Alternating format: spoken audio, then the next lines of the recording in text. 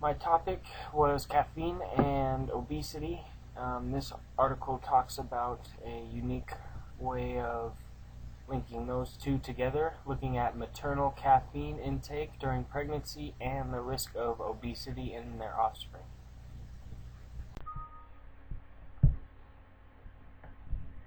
Obesity has been a rising problem.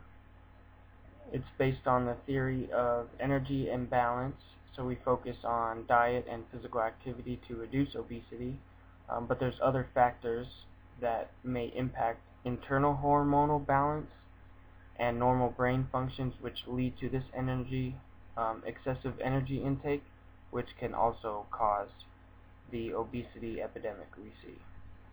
There's evidence emerging that shows that in utero or in the womb, babies are exposed to a number of factors which can have long-lasting effects on their health outcomes in childhood and adulthood through fetal programming.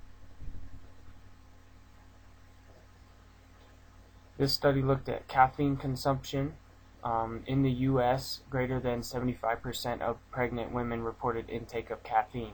This is important because caffeine can penetrate the placental barrier and enter into fetal circulation, and this caffeine could have an adverse effect on the development.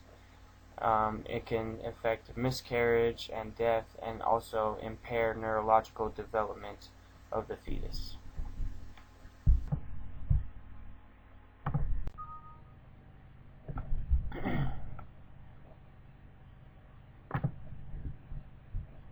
For this study, 1,063 women were recruited. 829 of them delivered a live-born infant and were eligible to continue the study.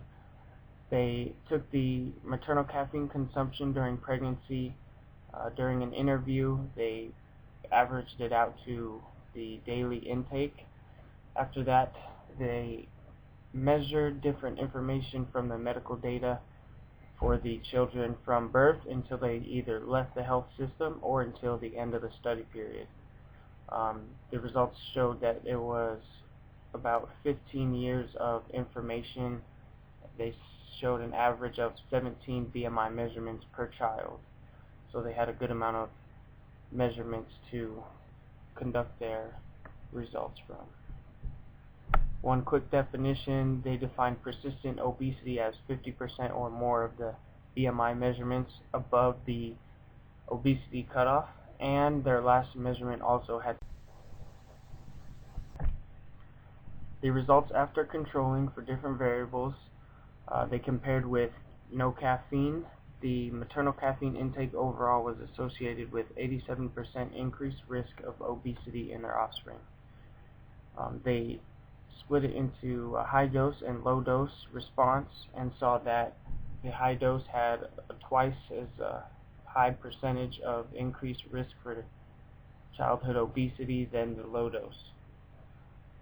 They did not appear to be source specific, and the source of the caffeine, such as soda compared to coffee compared to other sources, did not affect the data.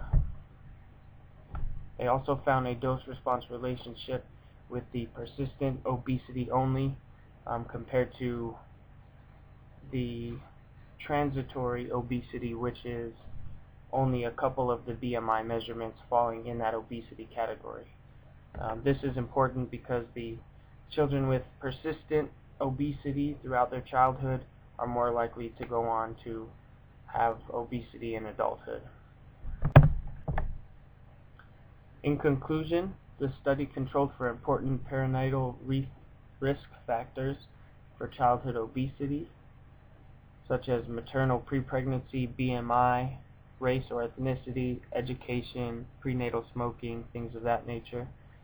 And maternal caffeine intake during pregnancy was not related to other risk factors for childhood obesity, such as lack of physical activity and an unbalanced diet for this study population.